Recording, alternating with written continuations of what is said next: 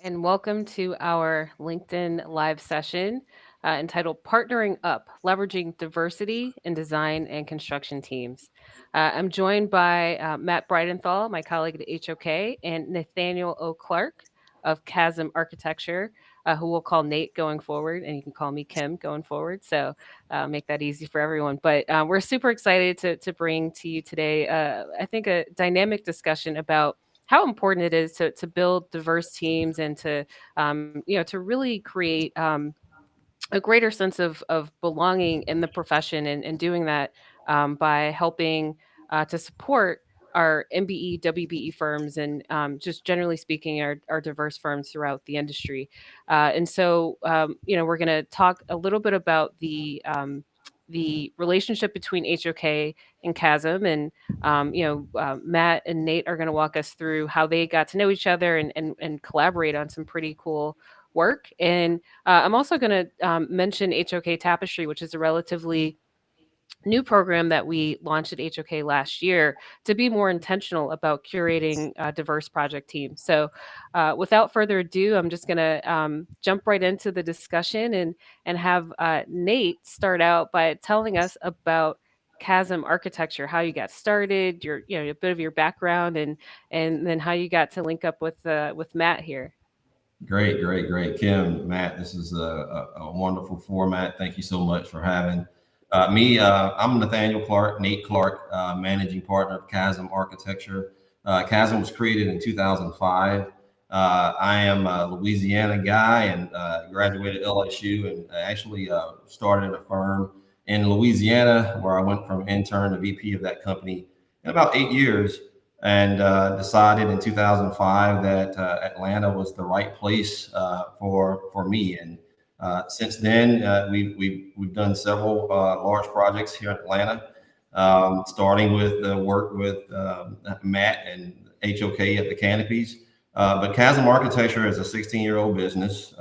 We started in Atlanta with offices that transitioned back into Louisiana in 2008 and in Louisiana, we're the corporate architect for Blue Cross and Blue Shield. Have been their corporate architect for now 13 years consistently, and we've experienced a less than 1% change order rate over that 16 years. We also do work for Louisiana Facility Planning and Control and are on an indefinite delivery contract for East Baton Rouge Parish School Systems as the architect of record and prime. We are a DBE. That is a disadvantaged business enterprise, a minority owned company. I am the only partner, but we do have some really, really great top notch staff. I always say that we have one of the best staffs in the country. And I really enjoy leading this group. And we've done some phenomenal things with this firm in collaboration with some large firms. But, I always say that success is important, but significance is more important. The things that Maynard Jackson has done here in Atlanta for a firm like Chasm to come in and establish legacy and have the opportunity to work on a project such as the canopies at the airport and MARTA and other contracts locally have been part of the story and part of the significance in carrying on that legacy that very important folks have created for us to be a firm that came to Atlanta with not a single contract, but then to grow and become who we are. And there's so much left to do for us, but it's really been a great run over the past 16 years.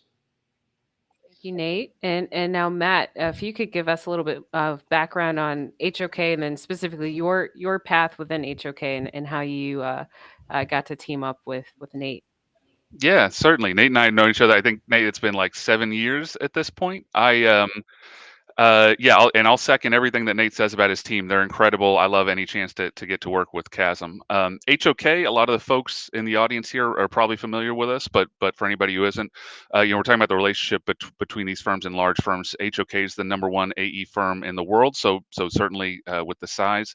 Also, I appreciate, Nate, what you said about doing the right work.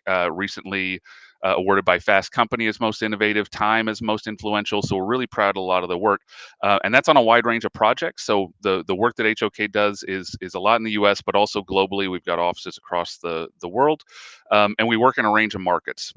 So everywhere from healthcare, sport, aviation, transportation, science and technology, justice, a range of projects, and disciplines, which is one of the things that I really appreciate about the firm. So architecture, engineering, multiple disciplines within engineering, an incredible interiors team, and planning and sustainability and consulting. And I really like that because I feel like, the integration of those and bringing the right aspects of those to bear on any project and being able to deliver a lot of the most complex projects in the world, it's an exciting place to be. Speaking for myself personally, uh, Nate's from Louisiana. I'm a Kansas guy. Rock Chalk. We're proud of the national championship. My first job was actually with a small architecture firm. So I've had experience there. I've had experience with a small engineering firm, and then also working for a large engineering only firm. And then for the last 10 years, I've been engineering practice leader here at HOK. And I mentioned the range of projects that HOK does. We do everything. We do small projects, medium size, and certainly the large. There's different relationships and teams that you build, and Kim, you're better at that than. Or as good at that as just about anybody. There's different relationships that you build here, and so this conversation we can talk about that, about what the super tanker projects want to look like in terms of relationships, but also working together on small stuff, small boutique projects like Nate and I have. So that's kind of what I brought, and so I'm a structural engineer by training, but I think the background that I've had in small to large size firms in all disciplines has kind of helped me have the perspective of what it means and the challenges of building a small firm. And so I've been really looking forward to this, and hearing more from Nate about how this worked, and then also speaking from both perspectives. So I've been looking forward to this conversation. Thank you both for making the time to let everyone know how this has worked, and again, how we can build stronger relationships, not just between HOK and Chasm, but also between HOK and other firms, and certainly hopefully Chasm only works with HOK, but that's not true. Working with the variety of large firms, and just talking about the relationship between the smaller firms and the larger firms, and some of those best practices. But you mentioned. Matt, you mentioned that you got to know Nate about 7 years ago. So actually, Nate, I'll have you start. How did that all begin, and just walk us through that journey of the last 7 years, and specifically, the project that you got to really bond over, if you will, in Atlanta, the Huntsville or the Hartsfield-Jackson International Airport. Well, it really started with an internal discussion in our office, and I had staff come to me and say, "Hey, there's a modernization contract out for the airport. Are we going to pursue it?" And I said, "I'm not sure because, I wasn't really comfortable yet if we were ready to pursue a contract of that scale at the airport." Even though the Atlanta airport was the reason I came to Atlanta, the busiest airport in the world, there's an opportunity to grow a company much larger, much faster pace, and manage much larger projects. But I decided to go to the pre-bid, and I met a few HOK folks and a few other firms that I would dare not mention on a HOK discussion. But we sat in the room, and I decided to leave a little bit early. And as luck would have it, I see this guy standing outside. He's smoking a cigarette. He's got a black suit on, a black tie, and a white shirt. And I walk up to him and I say, "Wow, you look like a freaking architect." Man, Ripley Rasmus turns around and he says, "You look like a freaking architect."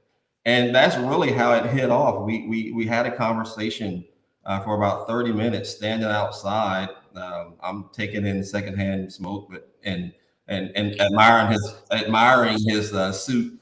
And we just had a conversation about who HOK was and who Chasm was trying to be at that time in Atlanta.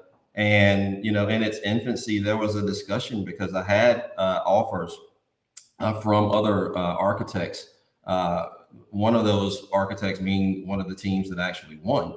And that offer was to be a consultant on their team. But HOK, to me, offered the partnership of a joint venture.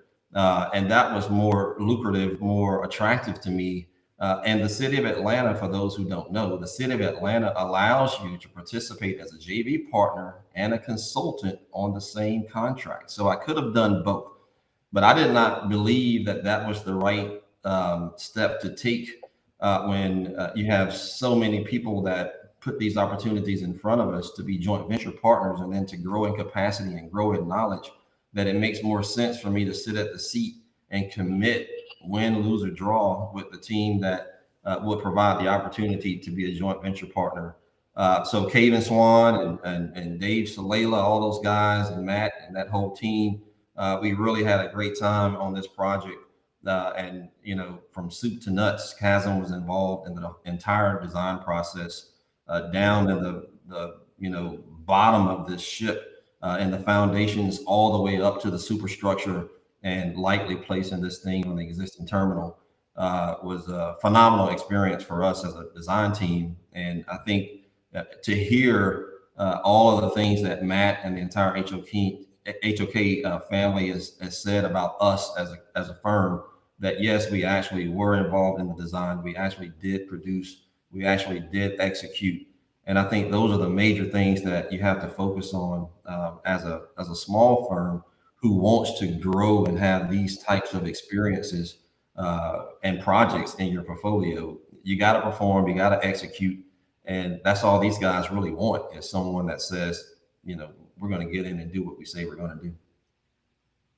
Thank you. So Matt, so what was your experience? That first meeting with Nate, and kind of embarking upon the Hartsfield-Jackson project. Yeah, walk us through your experience. Well, I hadn't heard about that introduction with Ripley, but I feel like everybody remembers their first introduction to Ripley. For anybody who hadn't worked with him, he's great. I love him, and I'm just so happy that the JV partnership worked out. Yeah, one of my first experiences really getting into the design with the Chasm team um, was working for the airport, and they're a great client. And to do something as aspirational as we did, as successfully as we did, it's really challenging to do that major of a modernization at the busiest and most efficient airport in the world. At the very beginning of these, just like with a lot of projects, that's where you've got the opportunity to form what this is going to be. And Nate, you and I, and everybody else, I still remember getting together with like 20, 30, 40 folks in a room of all different disciplines about what could this be, and you draw all sorts of crazy stuff. And there was you know paper all over the walls in these sessions. And I love that Chasm was one of the loudest voices and the best ideas coming from them in those sessions, and maintained that throughout the course of the project. And then as we that looked different. And Nate, I'm curious, feel free to jump in or add anything. But the stages of design, different things are required along the way, and that was maintained from like great ideas at the beginning. And then as we got into implementation and how we're going to design and document and deliver it, in a lot of disciplines and a lot of firms, a lot of that team, folks just took the hats off. Everybody, we're all just part of a team. We're working together. And not that it all goes perfectly and swimmingly throughout, but we had open communication about when folks were dealing with challenges, and especially given the complexity and everything on that project. And for folks who were just forming relationships, I really felt like that was a group that talked openly about it and really delivered a successful project.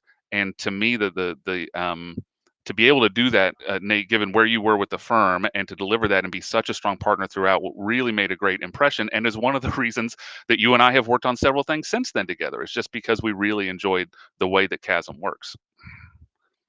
Love the way that you guys think. I love the way you operate, the optimization of the canopy and how you pushed and pulled it structurally, laying the ATFE on top of it, and then making the structural system so light that we could then infiltrate the existing foundations, was through the baggage and all those things. Working with your team, Richard being one of the geniuses, even though he went to Tennessee, right?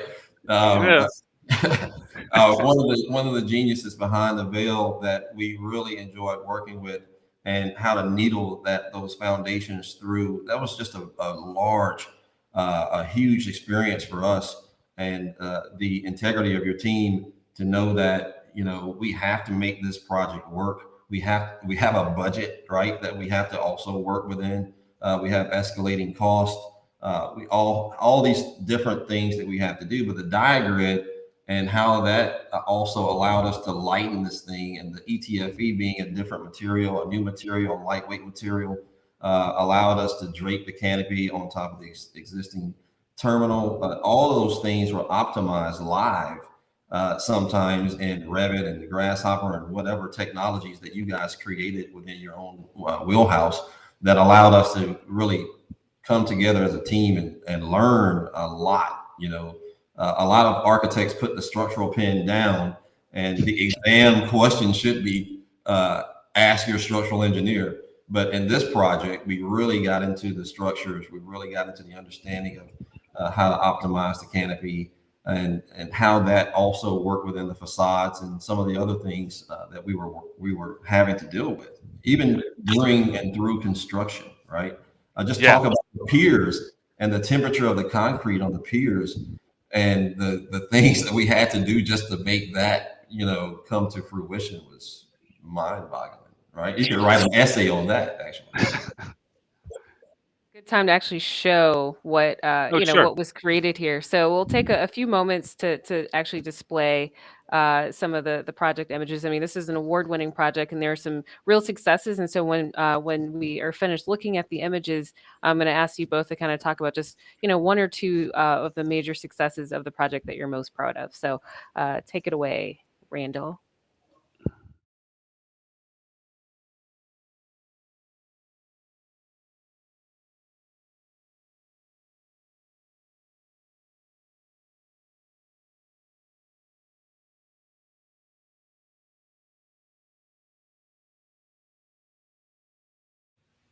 Okay, thank you for that. So Matt, I'll start with you. Yeah. What are one or two things you're most proud of in terms of project successes? Yeah, I'm glad, Nate, that you mentioned the construction at the end. We talk about this, but the constructability for any aviation project, Nate and I can't do what we do and the rest of the team without solid construction partners. And so, New South McCarthy Synergy joint venture was here, and there's more people than I can name, but Justice Brogan and Dan Hobson were there, and so I don't want to not mention them, because actually getting the thing built and the logistics and the traffic arrangements and everything here, and so I think it's beautiful. I thought it was beautiful since we initially came up with the concept. Um, but actually getting, there's a lot of stuff that looks beautiful and remains on a rendering and doesn't actually get happen. I'm most proud of having delivered this thing successfully in a way that's a model for a lot of airports, honestly, in terms of how to do a modernization, how to get a new face on a terminal that does a lot of things really well at a fraction of the cost of having to do a new terminal, and disruption and schedule and all of that. Never mind the operational and embodied carbon costs of having to do new when you can do a renovation. So I guess the short version of that is actually getting the thing real and up in the air, and we're looking at photos and not rendering. So that's what I'm proudest of. But there's nothing like seeing a project completed. There's The worst thing is to have a really wonderful rendering that never saw life, and I would have to agree. But on top of that was the process for me. When you're a first generation firm owner, and you're in a project like this, and you fly into St. Louis, and there's 30 people around the table, and we're all shredding ideas. It means that all the stuff we did at school counts, right?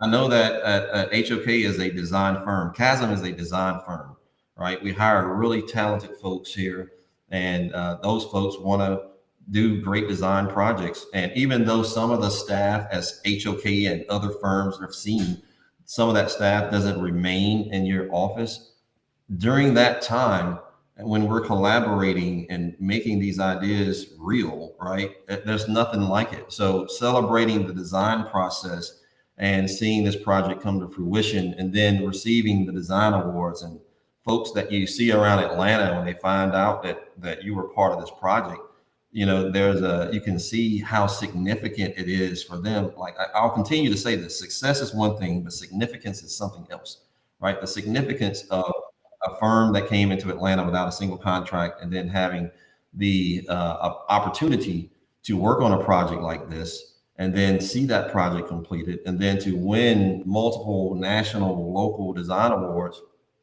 and then have the airport support this design the way that they have, right, has been a phenomenal ride for us, and it has also brought additional validity to us as a design firm, so that when we go and present to other municipalities or other clients in Atlanta, they have a high level of respect for our firm when we say that we want to do something similar to this.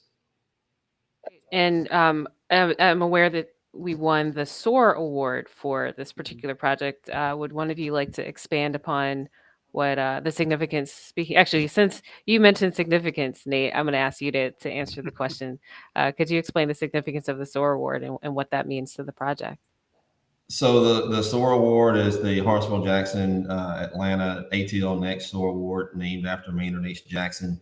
The significance is, I wouldn't be sitting in this seat talking about 284 foot, 784 foot long ETFE clad diagram canopy as a joint venture partner and not a consultant if it were not for Maynard Jackson and the city of Atlanta's requirement that a joint venture be consist of a majority firm and a minority owned firm. And we have to also mention Stanley Love Stanley, because Stanley Love Stanley was also in that joint venture, and Bill and I venue were mentors of mine that allowed me to know that I could own my own architectural firm as an African American male when I was still in college at LSU. So the significance of Maynard H. Jackson and the SOAR Award, and the significance of all of those that came before me, and hopefully those that come after me, it just shows that in Atlanta you can do these types of projects, but you have to put in the work, right? So we lean on those voices, we lean on those folks that never got to meet a Nathaniel Clark or Chasm Architecture, but the things that they put into play are allowing someone like myself to be successful, and then also to be significant and set an example for the next architectural firm, interior design firm, engineering contracting firm that comes after us. And those are the types of things that are so critical. And I know Caden Swan, part of your team, has been a very critical voice. Maynard Jackson was a mentor to him, and Caden and I have had many discussions over the duration of this contract that we held with the city of Atlanta about doing the right things and having the right folks on the team. And he's always been a great supporter of CHASM because we actually did. You got to do the work. If anybody's listening out there, any small firm, large firm, DBE, you got to execute the work. We can't just sit back and talk about collaborating with big multinational firms, and then they have to pull the weight of your team because you're not pulling the weight. We got to pull the weight. We got to execute. And then things like this happens where you have a LinkedIn Live that has HOK's name on it, but I'm doing most of the talking. Okay. Well, in that case, I'll do a little bit more talking. I'll turn it over to Matt in a minute. But what you just mentioned, Nate, is really important. I think some of you may know I was the 2019-2020 national president of NOMA, which is the National Organization of Minority Architects, and that was a pretty important topic, and it remains an important topic to this day. Just the importance of being intentional about diversity, equity, inclusion, not just within firms, but within the industry, and ensuring that there are economic opportunities available to smaller firms that, hopefully grow and, become, mid-sized firms and larger firms, ideally over time. And so it's important to get access to opportunities such as, the Hartsfield-Jackson International Airport and other projects. So Matt, I'm going to turn it over to you to just talk about some of the other projects that you've worked on with Chasm, and maybe some other firms that you've brought into the fold based on just understanding how important it is to even go beyond what the specific sort of governmental or client requirements are, but just being intentional about curating diverse teams, and just some of the outcomes of those projects that have happened over the last 7 years in particular. Sure. So I'll touch a little bit on Well, how about this? I'll touch a little bit, Nate, on some of the stuff that we've done since the airport and why and how and the relationship I think we've got now, and then talk a little bit about um, yeah, but for the sake of those listening on this and their, I don't know, Nate probably want to be where you are in 10 or 20 years and talk about how we see those. And I'm curious, Nate, feel free to fire back at us about maybe what your impressions were or the things that you wish you'd have known then that you know now. I know from having worked in an architectural firm, kind of what the pain points are, and they're different for different firms, but certainly different for a starting firm than for a large AE firm that's been here for several decades. So, at this point, Nate, I feel like we talk somewhat regularly on kind of general perceptions in the industry, what's going on, and then on the project work. I think whenever you've got something that looks like it's kind of a unique structural challenge, or maybe a project type you haven't gotten into, or a type of form that you haven't gotten into, that you feel comfortable calling me, even if it's just pinging me and we ended up not going through it. Or in some cases, like the amazing Veterans Memorial in Arkansas that just opened, where we actually get to work together and kind of help you deliver something like that. And so as your firm's matured, that you don't necessarily need to partner on a lot of this stuff, but we've still got a relationship where maybe that's how you see it. But I'm curious if you see it the same way. Yeah, I mean, I have a lot. Listen, when you're in a foxhole with somebody for that long on a project of that scale, there's a level of trust that it just it just becomes a high level of trust when you have a project, and even operationally, right? I mean, I've called you about even adding a structural engineer to my team, and is that something that I should consider? And I've talked to you about it, and you talked me out of it, right? Not for selfish reasons, I need to say. But just thinking about how you grow a company and how you do those things, it's not just about the projects that we're working on. It really is a level of trust that you guys trust us, and we trust you as well, that we're going to execute and do right by you. And I will say that when you're at the table with an HOK or any other multinational design firm, that they can go a lot longer without payment than most smaller firms, Yep. and sometimes that invoicing cycle is not as fast as it needs to be for smaller firms, which is why it's important to sit at the table and not be a consultant. Because if you're at the table, when you submit it, what the fees are, because you created the work plan, or you helped to create the work plan, and then you submit that invoice, so you know what the schedule is, so that when things are being processed. And so it's not just about design, it's about the operational access as well. Because if you can't grow your intellect on how to manage a program, not a project, because ATL Next landside modernization was a program. We didn't only do the canopies, right? We did the A380 Airbus gates. We did Hmm. some of the interior work. We did an entire fire life safety program for the airport. We also did a west curb canopy, which I thought was a competing canopy that never got constructed, right? So there's so many things that we did as a firm, and that as a group, as a joint venture. So that level of trust and the growth, not only in the design projects, which everybody sees, but is how do you grow in your operational intellect, which is so important because you carry that with you forever. Yeah.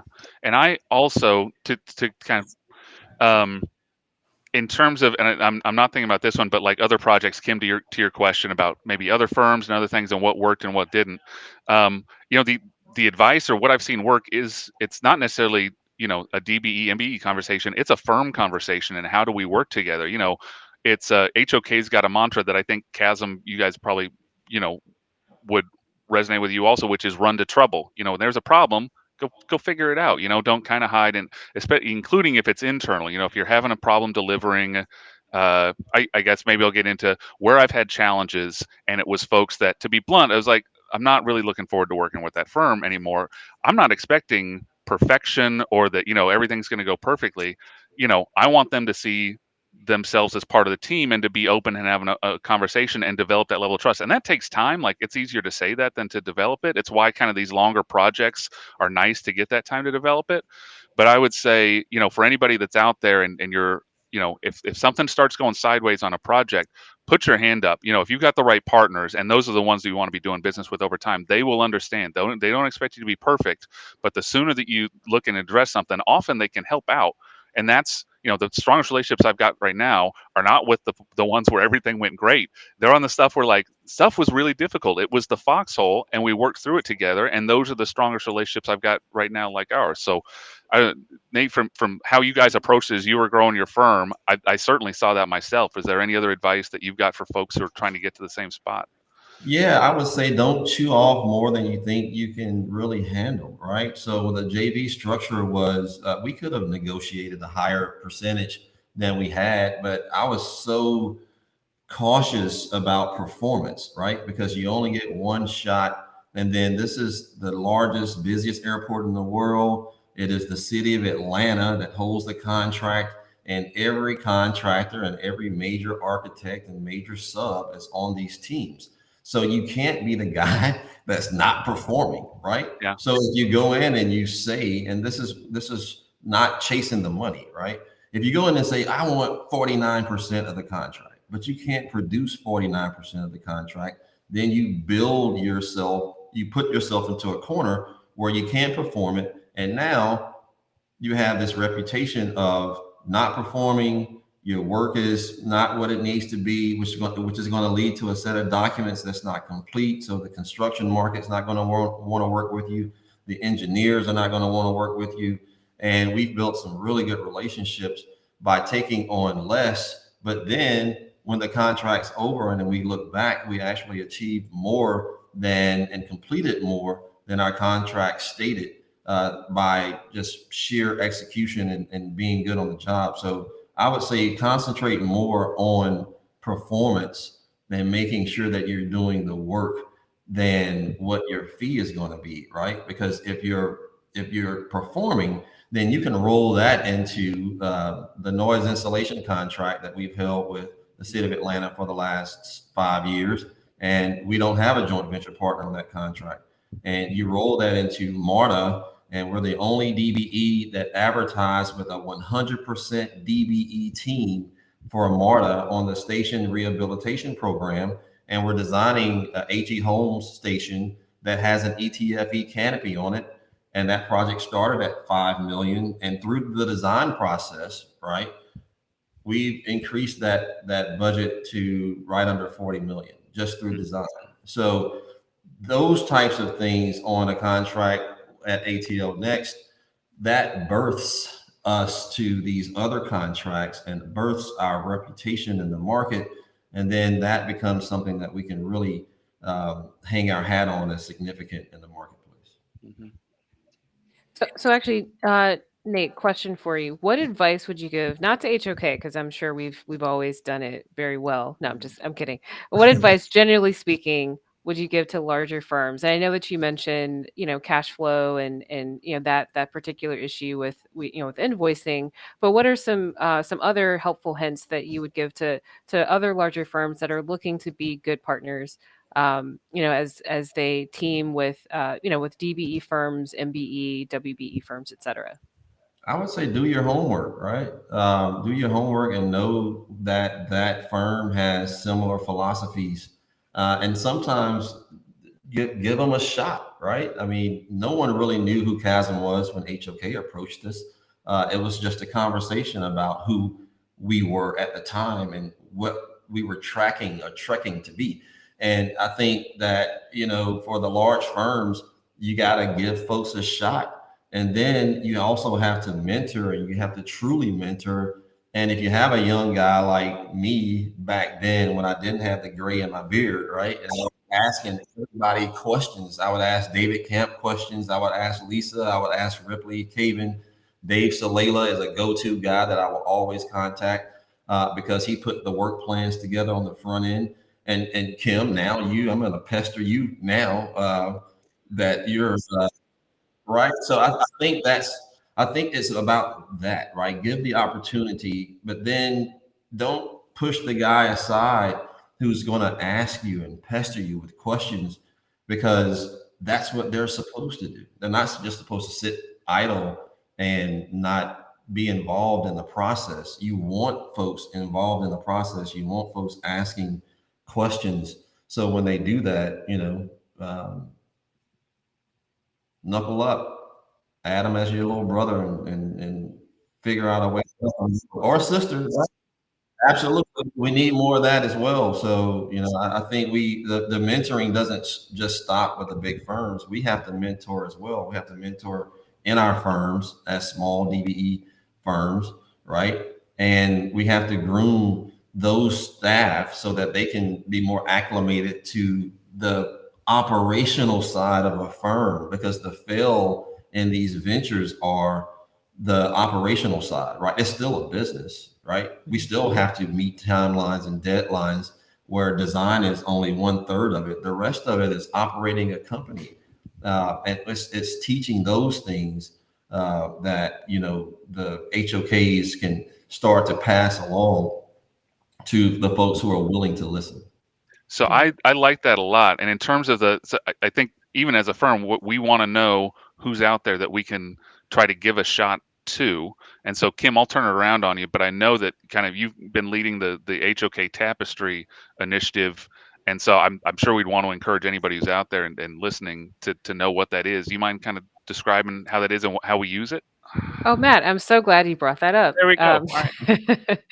So anyone who's interested in learning more about HOK Tapestry, go to hoktapestry.com, where if you're a firm that's not already part of our program, you can sign up there. It takes less than 10 minutes to kind of put all of your information. So ideally, what we would have is, basically any firm like CHASM or others that are, that have not worked with us, but would like the opportunity, sign up on hoktapestry.com, provide basic information. We're not looking for everything in this moment, but just, to basically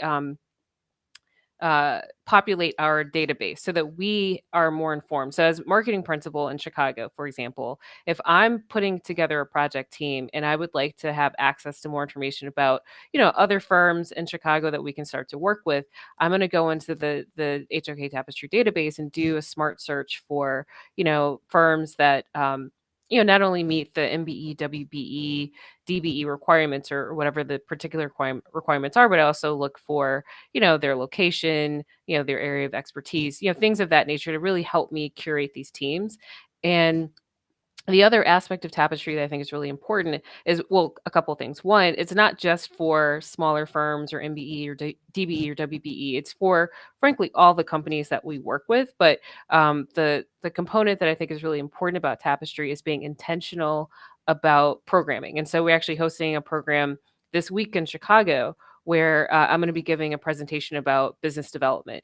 And one thing I'll say about business development, just in this moment, is that it's a two-way street. And so while, yes, Chasm, certainly, has had the opportunity to work with HOK on a project that we, basically assembled the team for. There are also opportunities where smaller firms can bring opportunities to us. And so, I say that, that it's important to really look at the entire kind of ecosystem of firms that are out there who have access to information, who have relationships in the marketplace. So it's not just, about HOK giving opportunities to others, but it's also about, ways that other firms can bring larger firms along for new opportunities. But we're excited about HOK Tapestry. We launched last year, but it'd been in the works for a while. And, obviously the relationship between HOK and Chasm predates HOK Tapestry by a number of years, but the idea is to really kind of operationalize that.